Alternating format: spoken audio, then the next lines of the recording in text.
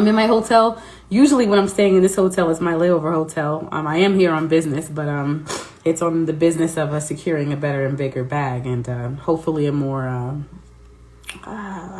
productive one, and hopefully one that has an operation tied to it that is that just has their stuff together more. We'll see.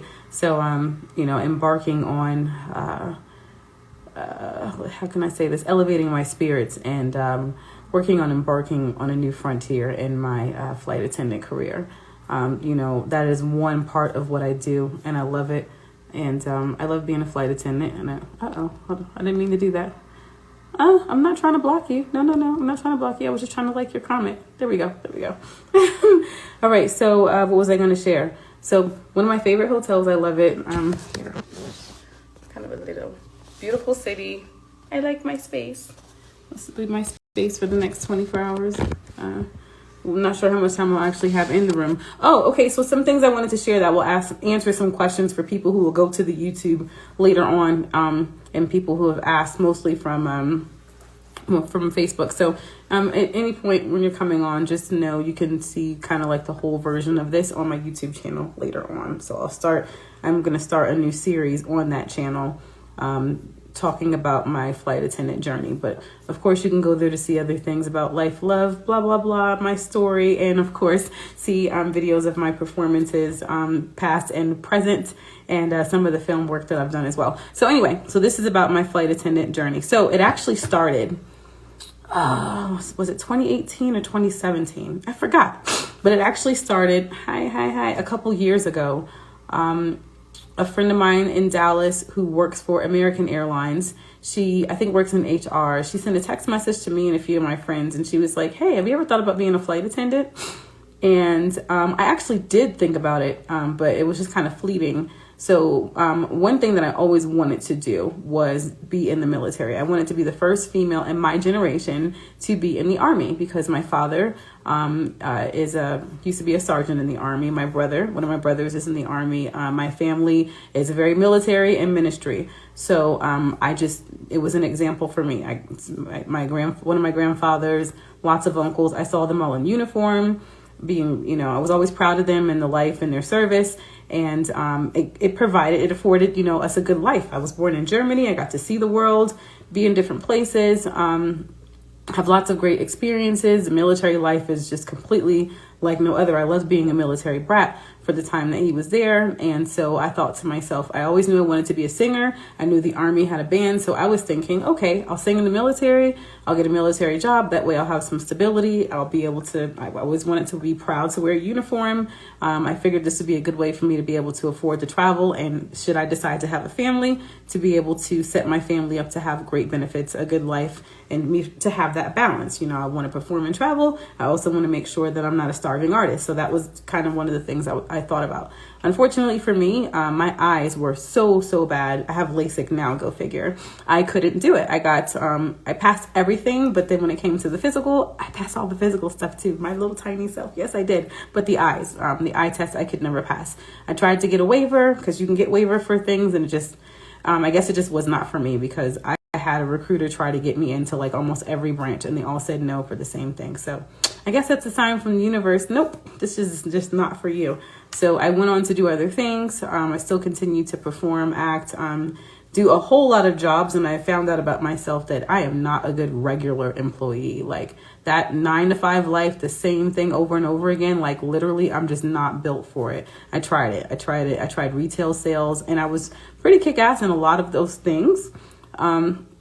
But when it came to me being able to just consistently do that one thing over and over and have a linear income that I don't get any control over, not enough creative. Like I'm a free spirit. I'm a creative person. So you cannot put me in a box. It just does not work for me.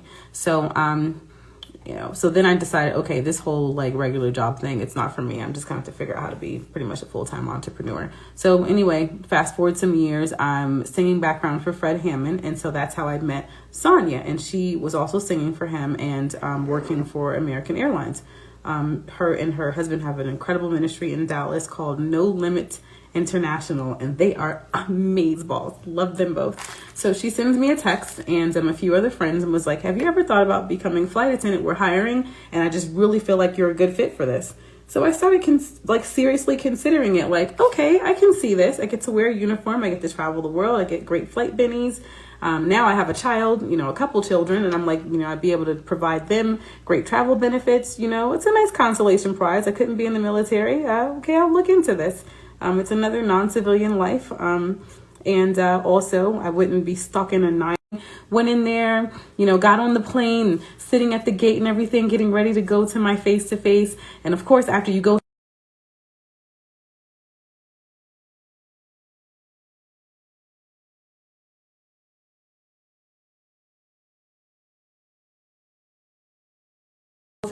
Okay, I lost connection for a minute. So people are like talking to me at the gate and they're like, you look so nice. Are you a flight attendant? And I'm like, not yet. Wink, wink. So I go, I have my best face forward, have a great time, met a lot of great people, great staff, a whole day of stuff that happens. Some of you guys know what happens at a face-to-face. I'll break that down in another video because I'm already getting kind of long-winded with this. Long story short, I go through everything. I'm on the hotel Wi-Fi and I got mad bars and it keeps saying pause due to reconnection. Come on now, I'm trying to tell my story. This is story time. Don't mess with me.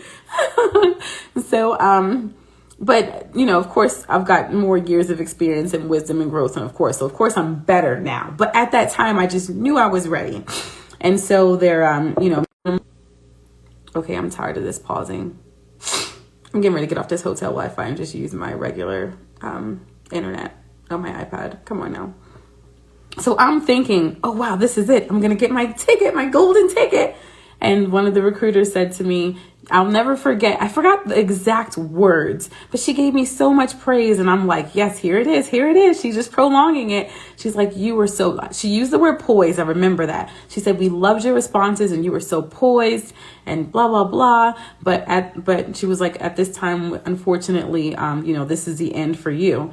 And I mean, like, when I tell you my heart sunk to my floor, because when I left, I was like, I am starting a new life. I broke up with the boyfriend. I should have stayed broke up with him though. I deleted all kinds of stuff. I got ready to change my number wherever they were going to fly me, wherever I was going to be based. Me and the kids were moving. I was ready.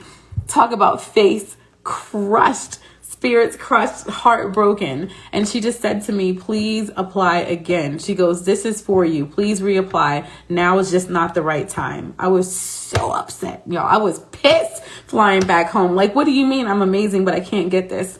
Who knows? I don't know. Maybe it was a certain amount of numbers they had to pick and I just didn't make the cut, whatever it was. I got in my feels though. I should have kept reapplying. I got in my feels and I was like, man, forget this. I got so emotional. And had I not, a little caveat, I would have been so much further along in my career. Like, I would have so much seniority had I not stayed in my field at that time. Because what I should have done was go home and reapply in 6 months and also apply to every other airline that was hiring. But, you live, you learn. Hey ladies, I'm here to introduce you to legal empowerment through LegalShield and ID Shield. Did you know that with your membership, you get a free will and estate plan? That's right. Protect your future with legal protection at your fingertips. Whether you need a lawyer, want to protect your identity, or just want peace of mind, LegalShield has you covered. As Black women, we know the importance of protecting ourselves and our families, and having the right legal support is essential. And it's not just about protection. Legal empowerment is also a great opportunity to build additional income. I'm looking for ambitious women to join Ladies of Justice, a community of powerful women making a difference. Join today and take control of your future. Contact me now and let's make sure you're covered, legally and financially. So fast forward a couple years, I'm in Jersey. We're going through the pandemic.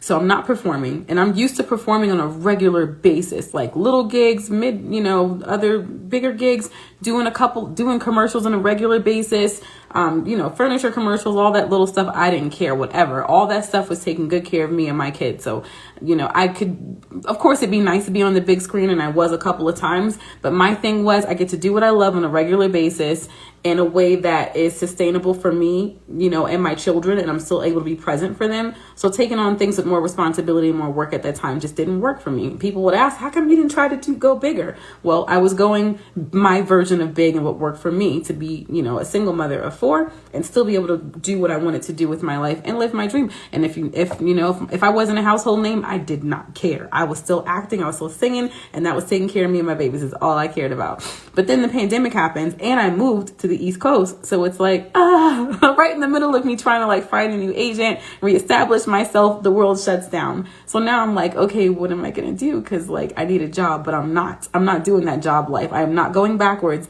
and doing something I know is just not good for me. God bless you if that works for you and you love it. That's awesome. It just doesn't work for me. So I started looking around, and then, the idea kind of pops back up. Wait a minute, the airline thing, that was something that I was really excited about. So I'll look into it again. So as the world started to open up a little bit, I just decided to look around, and I found a website called Flight Attendant Career Connection. And one day I hope I get to tell Abby Unger thank you and shake her hand, because her website and community is amazing. So I started, watching some of her tutorials, and she has on her website a list of all the airlines that are hiring. It gives you so much information. So I was like, okay, let me dust off my resume and just shoot it out there. So there were maybe 3 or 4. I think there was a couple of regionals and maybe 2 majors. Oh, American and another company. I won't say the name because I'm just not right now. But you've probably seen me in the uniform, and if you have, that's great. So I went ahead and put my applications in for the few regionals. I don't recall who they were. And then the 2 majors again. And I didn't think anything else about it. Just went on to continue living my life, trying to DoorDash, Uber, whatever, take whatever gigs I can. Because, although the world shut down, these bills definitely did not stop. So I had to do what I had to do. Unemployment helped, to an extent. And then, of course, there were some stimulus checks. But, those stimulus checks, especially living in Jersey, please, that wasn't paying. That wasn't going to get you through a whole month. But it was helpful. I'll say that. So I did that, and I didn't think anything else of it. And then all of a sudden, weeks later, I started getting phone calls. Everyone I applied to, they all called me, they all emailed me. And I'm like, what? And so the first one to actually hire me was the company that I was currently with. And then I actually wound up hearing from American again and going through the application process and then getting an invitation to do a video group interview. But unfortunately, at that time, I was graduating. I was already graduating from another airline and getting ready to go into working. So at that time, I was like, there's no way I'm going to go graduate and then get a CJO from American and then go right back into another month of training. That would have maybe I should have reconsidered. I'll say that. But at that time, I sacrificed everything I had to pay for a nanny for an entire month to get through training with the company that I sacrificed so much to be able to bring who I am and my brand and my everything to that company and to work with them. And there's so much more I want to say about that, and I will later on, but I can't right now. But I will just say it was a big sacrifice. And you know what? In the big scheme of things, it was still worth it. I'll say that. Dang it, the door was kind of open with them again, but the door opened somewhere else. And, I'm grateful for a lot of things with that door opening, because it did get me to be able to get my FAA credentials that I can now take with me anywhere I want to go. And it did open the door for me to, become a flight attendant and get into the career field. And so, I'm really glad that I could not get into the military now. I'm glad because, I don't have to fight. I don't have to pick up a gun. I don't have to train any of that stuff. And I still get a lot of the things that I wanted to get out of that career. Started it kind of late, but as long as you are still alive and breathing, there's no such thing as late. Our timing is not the same as the universe's timing, right? So that is a little bit of the backstory of how long it's taken me to get to where I am right now. And I'm appreciative of all the support that I have for me to be able to do what I'm doing. What else? So here I am in Denver, and I am preparing to secure the next bag and to go on to my next level of my journey. Really excited. There's so many opportunities with so many airlines, and man, now I know why my friends who are nurses kind of are the way that they are. And shout out to all my nurse besties, like one of them Erica and another one Kim, Mama Kim, because it's like when you earn your credentials and you can take them anywhere, you're like, listen, I don't have to deal with your mess. I got this, and you can't take this from me. I'm gonna take this somewhere else. Bye bye. I'll say that. So I need to get some rest, and I'm looking forward to telling you everything else that happens with this experience. I do not plan on going home without my next golden ticket and being able to level up. That is the goal. That is a continual goal over the years with this and with every other thing that I do. So it is super late. It is 1:30. I'm going to drink this cup of tea, and this is going to be my dinner. Take a really long shower and prepare for my very long day of business tomorrow, and meeting and greeting and doing all those things, and showing and proving and bringing home the next bag. That's all I'll say about that for now. God bless. Good night. And again, this will be paired with a couple other videos and snaps and stuff that I've done over the past 48 hours and over the next 48 hours to be able to tell the whole story of this experience and what's happening right now and the outcome, which I have nothing but good expectations from this. It's nothing but up. So, all right.